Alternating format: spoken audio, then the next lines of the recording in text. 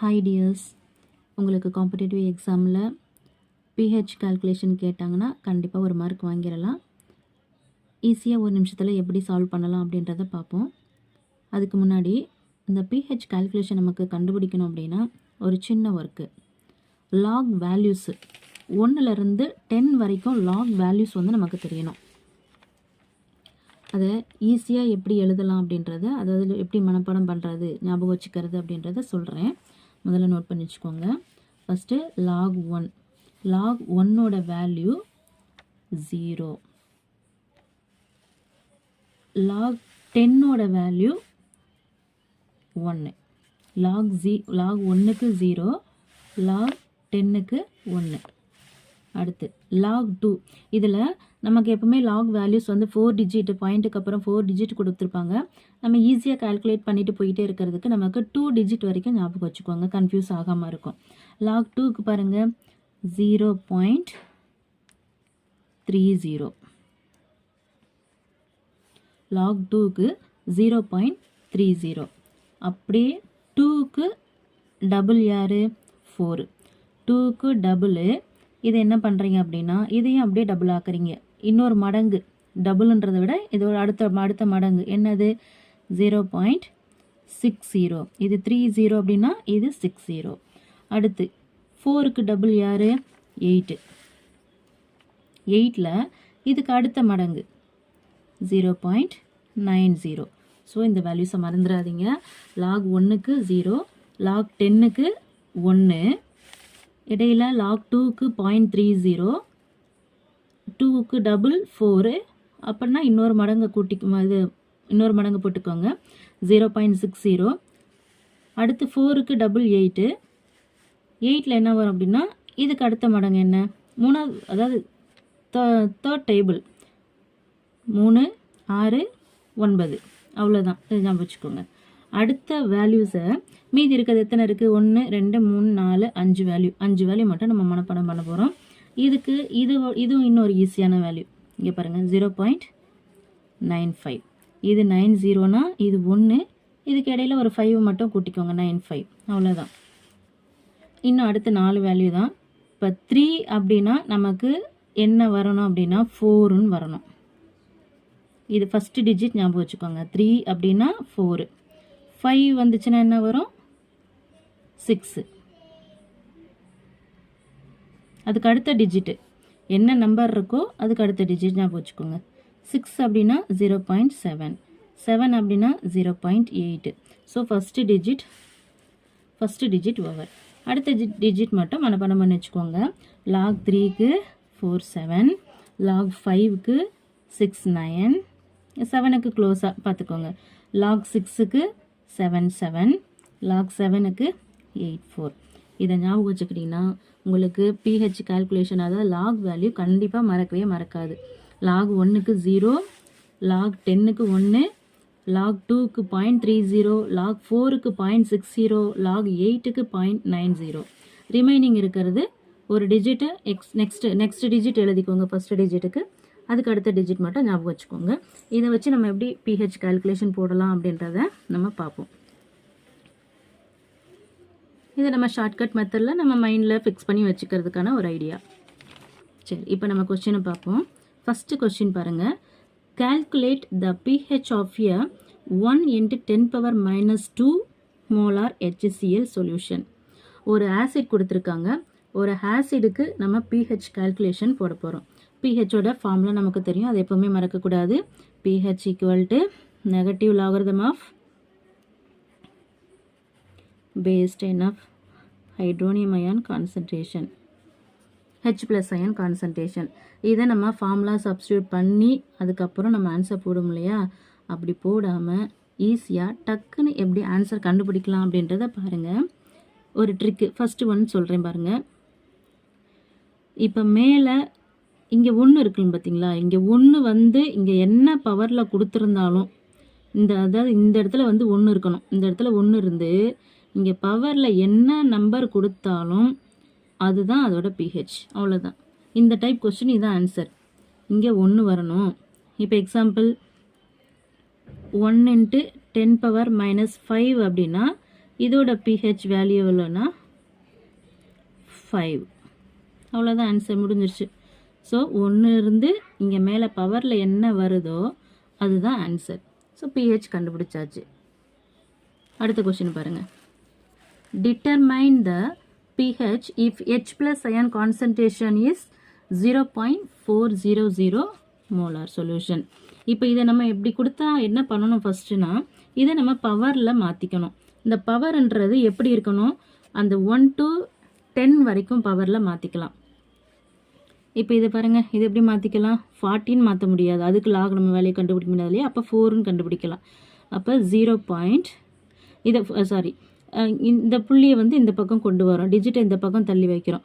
அப்போ 4 இன்ட்டு இதை ஹோல் நம்பராக மாற்றுறோம். இங்கே 4 இங்கே கொண்டு வரோம். இப்போ ஒரு புள்ளி இங்கே நம்ம தள்ளி வர்றதுனால 1 டிஜிட் வந்து ரைட் சைடு மூவ் பண்ணுறதுனால 10⁻⁻1 1 டிஜிட் புள்ளியை தள்ளி வச்சுருக்கோம். ஸோ 10⁻⁻1 கன்வெர்ட் பண்ணிட்டோம். இப்போ 4 இன்ட்டு 10⁻⁻m மோலார் சொல்யூஷனுக்கு நம்ம pH வேல்யூ கண்டுபிடிக்கணும். என்ன ஷார்ட்கட் சொல்லியிருக்கு, இன்னொரு இதில் ஒரு ஷார்ட்கட் சொல்கிறேன் பாருங்கள். இப்போ இங்கே என்ன சொன்னேன் அப்படின்னா, இந்த இடத்துல 1 இருந்து இங்கே என்ன பவர் வருதோ அந்த பவர் தான் ஆன்சர்னு சொல்லியாச்சு. இப்போ இங்கே பாருங்கள், இங்கே 1 வரல, இங்கே 1 வராமல் அதுக்கு பதிலாக என்ன இருக்குது, 4 இருக்குது. 4 இது போல் 1 தவிர வேறு எந்த நம்பர் இருந்தாலும் இந்த நம்பர் ஆன்சர் வராது, இதை விட 1 கம்மியாக ஒரு ஆன்சர். ஸோ நான் ஒன்று சொல்கிறேன், இன்னும் அடுத்தது உங்களுக்கு வந்து ஈஸியாக புரிஞ்சிடும். இப்போ -1 இருக்குங்க இல்லையா, இப்போ இந்த -1 அப்படின்னா நம்மளோட ஆன்சர் கண்டிப்பாக 0ல் தான் வரணும். சப்போஸ் இங்கே வந்து 10⁻⁻2ன்னு வந்துச்சுன்னா 4 இன்ட்டு 10⁻⁻2ன்னு இருந்துச்சு அப்படின்னா நமக்கு ஆன்சர் 1 பாயிண்டில் வரும். 4 இன்ட்டு 10⁻⁻2 இருந்துச்சுன்னா ஆன்சர் எதில் வரும், 1 பாயிண்டில் வரும். இங்கே -1ல் இருக்குது, ஸோ 0 பாயிண்ட் வரும். 0 பாயிண்ட் இங்கே பாருங்கள், 4 ஆப்ஷனும் 0 தான் கொடுத்துருக்காங்க. ஸோ நம்ம அக்யூரேட்டான ஆன்சர் கண்டுபிடிக்கணும். அதுக்கு என்ன பண்ணுறோம் அப்படின்னா, மேலே 1 இருக்கு இல்லையா, அப்போ 1 4 அப்படின்னா அந்த 4 இங்கே இருக்கிற நம்பருக்கு தான் நம்ம லாக் கண்டுபிடிக்க போகிறோம். அப்போ 4 கண்டுபிடிக்கிறோம் அப்படின்னா 4க்கு லாக் வேல்யூ என்னது, 0.60. அப்போ 0.1லேருந்து 0.60 நம்ம மைனஸ் பண்ணிட்டோம் அப்படின்னா நமக்கு ஆன்சர் கிடச்சிடும். அவ்வளோதான். 0.40 வருது. 0.40 அக்யூரேட்டாக இல்லைனாலும் நமக்கு என்னது ஓரளவுக்கு க்ளோஸில் கிடச்சிருக்கா. ஏன்னா இந்த லாக் வேல்யூ 60க்கு அப்புறம் 2 டிஜிட் இன்னும் டெசிமலில் வரும், 2 டிஜிட் வந்து நம்பர்ஸ் வரும். அப்படி இருக்கும்போது கொஞ்சமாவது நமக்கு வேரி ஆக தான் செய்யும். பட் நம்ம ஷார்ட்டாக டக்குன்னு கண்டுபிடிக்கிறதுக்கு இப்படி கண்டுபிடிச்சி இதுக்கு க்ளோசஸ்ட்டாக எது இருக்கோ அதை நம்ம எழுதிக்கலாம். ஸோ இது க்ளோஸாக யார் இருக்காங்க, 3.33 0.39 பார்க்கும்போது 0.39 தான். So answer is 0.398. இதுக்கு ஆன்சர் சொல்லலையா, இதுக்கு ஆன்சர் வந்து 10⁻⁻2 அப்படின்னா 1 × 10⁻⁻2னா 2 ஆன்சர்.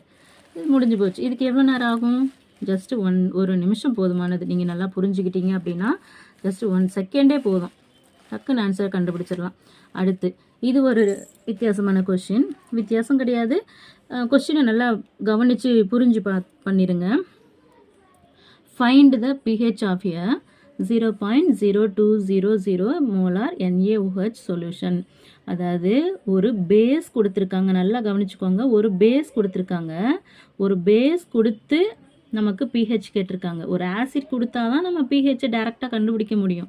அவங்க பேஸ் கொடுத்து pH கேட்கறதுனால ஃபஸ்ட்டு என்ன பண்ணணும் அப்படின்னா, இதிலிருந்து POH கண்டுபிடிக்கணும்.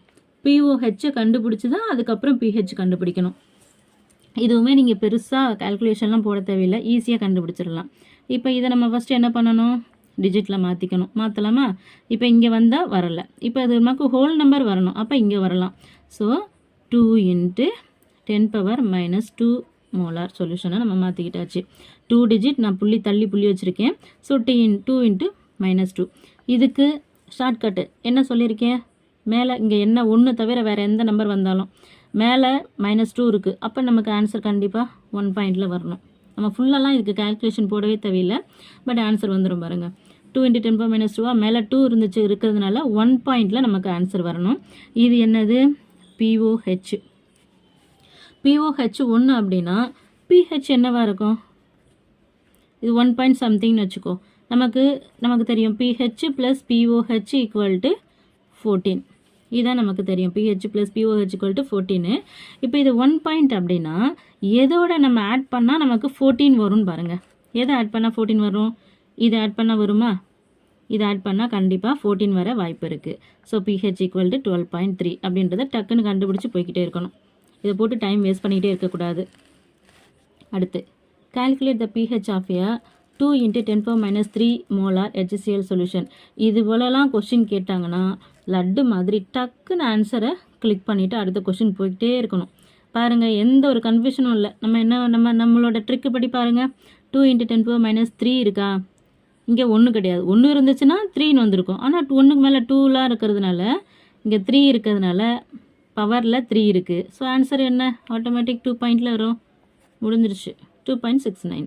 வேறு எந்த ஆப்ஷனும் நம்ம கன்ஃபியூஸ் பண்ணுற மாதிரி வேறு எதுவுமே கிடையாது.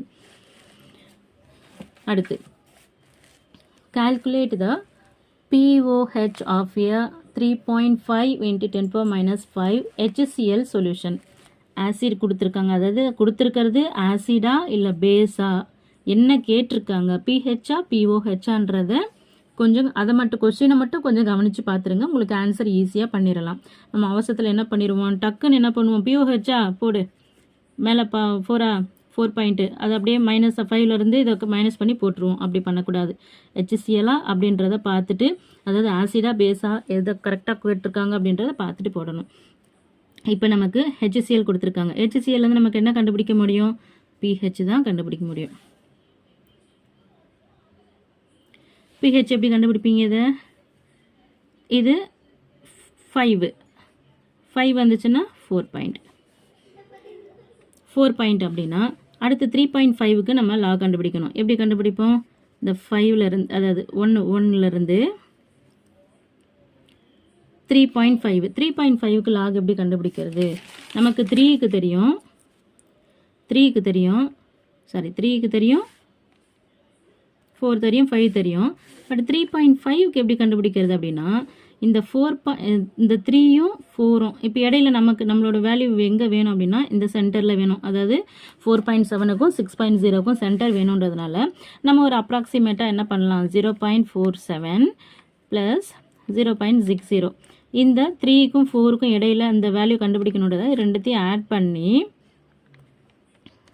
என்ன பண்ணலாம், 2ஆல் டிவைட் பண்ணிக்கலாம். 2ஆல் டிவைட் பண்ணால் என்ன வரும்? 0.53 0.53ன்னு வருது. 4.53.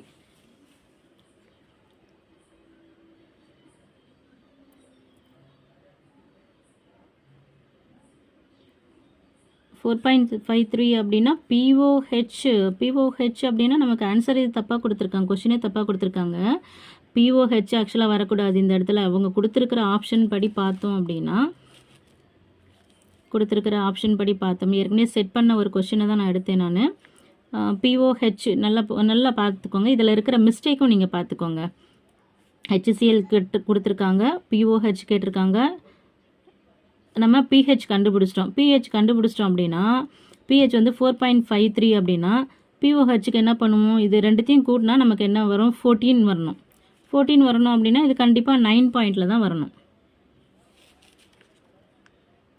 9.47 pOH கொடுத்துருக்கணும், ஆன்சர் கொடுத்துருக்கணும். பட் ஆப்ஷனில் நமக்கு இல்லை. ஆக்சுவலாக அவங்க என்ன கேட்டிருக்க வாய்ப்பு இருக்குது அப்படின்னா pOHக்கு பதிலாக pH. Calculate the pH of a 3.50 × 10⁻5 molar HCl solution. இதுக்கு தான் நமக்கு வந்து கரெக்டாக வருது ஆன்சர். 4.53 வருதா? இந்த 4.52. அவ்வளோதான் நமக்கு pH calculation. நீங்கள் இது போல் வந்தாலும் ரொம்ப போட்டு கன்ஃபியூஸ் பண்ணிக்க வேண்டாம். இது சாதாரணமாக ஜஸ்ட் இது என்ன கேட்டிருக்காங்க, என்ன கொடுத்துருக்காங்க அப்படின்னு பார்த்துட்டிங்க அப்படின்னாவே உங்களுக்கு ஆட்டோமேட்டிக்காக உங்களுக்கு ஆன்சர் வந்துடும். இந்த லாக் வேல்யூஸை மட்டும் மனப்பாடம் பண்ணி வச்சுக்கோங்க. ஈஸியாக நான் ஸ்டார்டிங்கில் சொன்ன மாதிரி அந்த ஷார்ட்கட்டை எப்படி மெமரி பண்ணுறது அப்படின்றத ஞாபகம் வச்சுக்கோங்க. அவ்வளோதான். pH வேல்யூ கால்குலேஷனை நீங்கள் ஒரு நிமிஷத்தில் ஆன்சர் கண்டுபிடிச்சிட்டு முடிச்சிடலாம். தேங்க்யூ.